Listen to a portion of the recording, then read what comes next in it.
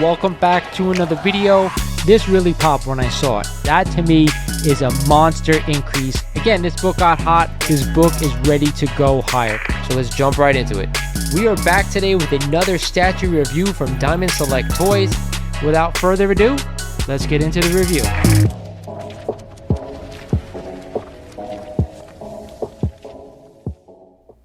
What is good, YouTube? Welcome back to the show. This is Lawrence over at Mighty Comics and Collectibles, and I want to thank you guys for joining me for another video here on the channel. Today, of course, we're going to be answering your questions out in the community, and if you have more questions, do me a favor, guys, drop them down in the comments. I'm always eager to hear what you guys have to ask or say or anything else. But before we get started in the video, like always, I want to remind you guys, we are almost at 6,000 subs. We're under 200 away, and when we do, I'm giving this sucker away. So for the 6,000 subscriber giveaway, I've decided to give away this awesome Hulk versus Wolverine maquette, measured in at about 1/10 scale, and of course features the incredible cover from Incredible Hulk number 181. So if you're a sub, when we get to 6,000, you have a chance to win this awesome statue. But that's not it. If you are a member of the channel, you're going to have a members only giveaway, and we're giving away this awesome custom original art Spider-Man swinging through New York City. So if you're not a member of the channel and are interested, you have a chance to win that thing. So with that said, hit that sub button for me, smash that like button because it helps the channel out, and check out all the new merch I have for sale down below. You won't regret it. Let's get into these questions. So the first question is from Paul. He says, "Hey Lawrence, really enjoy your videos. I was considering getting a Hulk 1 CGC 3.5 Signature Series restored copy signed by the great Stan Lee. What's your opinion? Should this be something to maybe add to the PC, or should I avoid it because of the restoration? Thanks and happy collecting." First of all, Paul, thank you for the great question, and I enjoy your emails. Me and Paul talk all the time via email. So with that said, you guys know, if you watch my channel, I always say I try to stay away from restored Silver Age books. Now, with that said, I know Incredible Hulk number 1 is the scarcest Marvel key. I think roughly there are about 3,000 copies on the CGC census, maybe less. So even with that said, 3,000 copies, there are a decent amount if you want to buy a lower grade copy of it without restoration. Now, I know I don't have the number in front of me. How many of those are signed by the great Stan Lee? For me, I actually own an Incredible Hulk number 1, a 1.5 signed by Stan Lee. It's a yellow label. There's no restoration, so they are out there. It really depends on how much you're looking to spend. That's the major factor, and how much restoration has been done to the book. I will always stay away from trimmed Silver Age keys. There's no way to do it. But if this is like minor color touch that could possibly be removed, that's something you may want to talk about with CGC before you go ahead and add it to the PC. But if you could find a lower grade copy that is a blue label, or one that is signed by Stan Lee without the restoration, that's one I'd always be leaning toward if it's in your budget. So the next question comes to us from James Moss 3424. Which is the most oddest comic book that you got in your collection? That is a great question. When I got back into collecting, I was really picking up minor keys, and then I started picking up some of the bigger keys. I really didn't add anything odd. However, the time before that, where I got back into collecting, maybe about 15 years ago, I picked up an entire run of modern Deadpool. So I don't know if this counts toward this question, but I have literally 1 through, I think, 50 straight issues of modern Deadpool comics that I was actually reading at that time. And then, of course, I got out of collecting again, stopped reading some of those books, so I stopped the run. But I still, to this day, have those comics. At some point, I may decide to sell them as a full run, but for right now, that's probably the oddest thing I got. How about this one, guys? Are CGC Signature Series books becoming more popular on the market? Now, this is a phenomenal question. So, as you guys know, CGC has been doing basically signings every month, and they've had every artist under the sun come to them over the past year or so for signings. Todd McFarlane, George Perez before he passed away. Now they did a Liefeld one. There is every artist out there that they have over there signing books each month. So are they becoming more popular? Yes. But in my opinion, is this a little bit of a money grab? CGC has graded a ton of comic books out there. So where is their next business going to come from? It's going to come from Signature Series books. Now, I know there's still a ton of raw, more modern books out there. The new books that come out every week that people send in, try to get 9/8.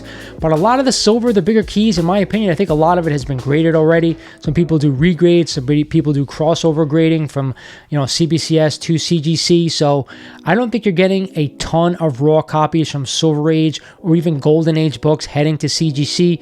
There are a ton of Copper Age books, even some Bronze Age books that are still getting sent in because there are a lot more copies. So yes, Signature Series is definitely becoming more popular, and I think it's the way it's headed for the future of CGC, because once all the books dry up and there are no more copies that can be graded, what's next? Signature Series on those books. And of course, they have to be cracked by CGC and then of course witnessed by them to get that yellow label.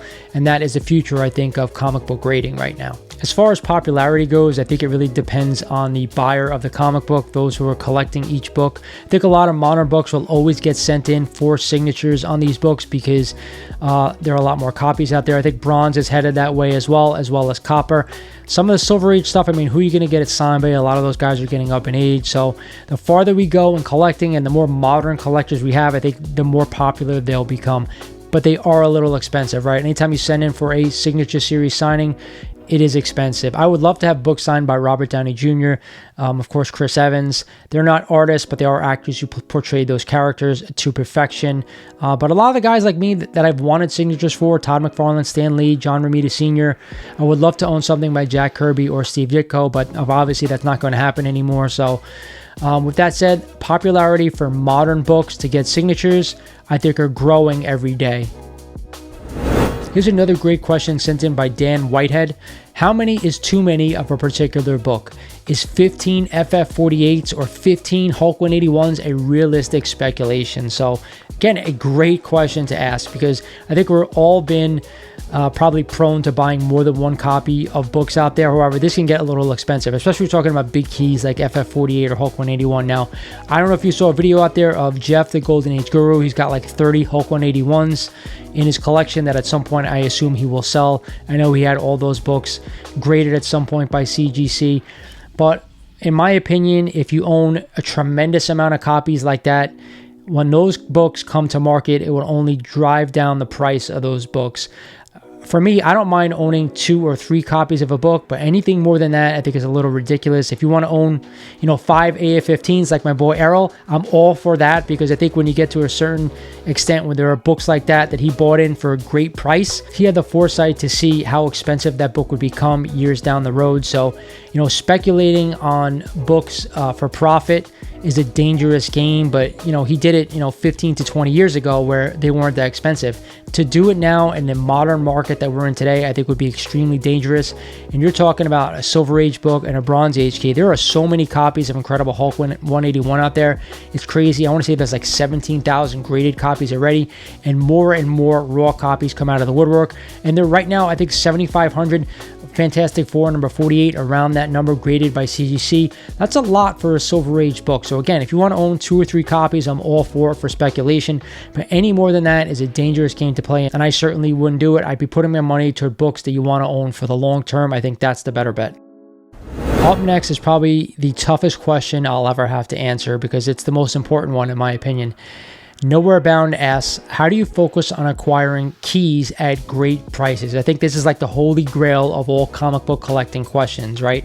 How do you get some big keys at some great prices? Well, timing is everything, right? That's what I always say. If you bought in before the huge craze that went in 2020 and 2021, you got in at the right time. And if you knew what books to buy, for me, I stuck to the major appearances, especially Marvel, Spider-Man, Hulk, Iron Man, Thor, all those books.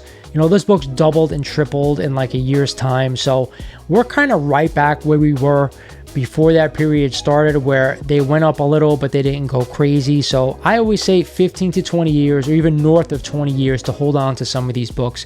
We just had an insane run up in a 2-year period.